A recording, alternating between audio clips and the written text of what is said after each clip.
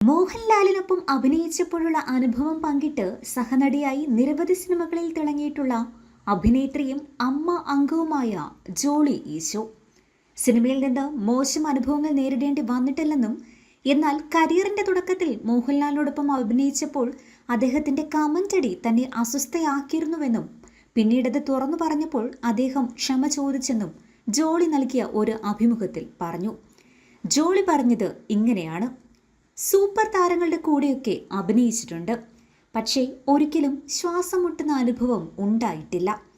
പിന്നെ മോഹൻലാലിൻ്റെ കൂടെ വർക്ക് ചെയ്തപ്പോൾ ചില അനുഭവങ്ങൾ ഉണ്ടായിട്ടുണ്ട്. മോഹൻലാൽ കമൻറ്റ് പറയുന്നയാളാണ്. താൻ അദ്ദേഹത്തോടൊപ്പം ആദ്യമായി അഭിനയിക്കുന്നത് സ്ഫടികത്തിലാണ്.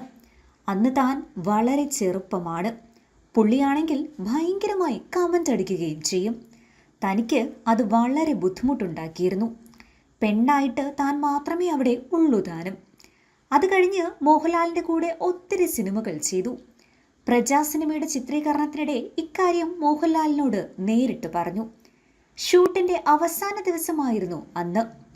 ഒരു കാര്യം പറയാനുണ്ട് ലാലേട്ടാ എന്ന് പറഞ്ഞ് ഞാൻ സമീപിച്ചു. എന്താ ജോളി എന്ന് അദ്ദേഹം ചോദിച്ചു. ലാസ്റ്റ് ദിവസമായിരുന്നത് കൊണ്ട് ഗ്രൂപ്പ് ഫോട്ടോയൊക്കെ എടുത്തിരുന്നു. അത് വനിതയിൽ വരികയും ചെയ്തു. ഇന്ത്യ ടുഡേയിലും വന്നിരുന്നു. പക്ഷേ ഞാൻ അതൊന്നും സൂക്ഷിച്ചു വച്ചില്ലെന്നത് വേറെ കാര്യം.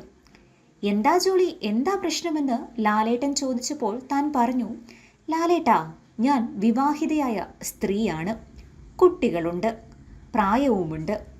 എങ്കിൽ പോലും ഒത്തിരി സിനിമകളിൽ അഭിനയിച്ചിട്ടുണ്ടെങ്കിൽ പോലും ഇത്തരത്തിലുള്ള കമൻറ്റുകൾ കേൾക്കുമ്പോൾ എനിക്ക് ബുദ്ധിമുട്ട് തോന്നുന്നുണ്ട്.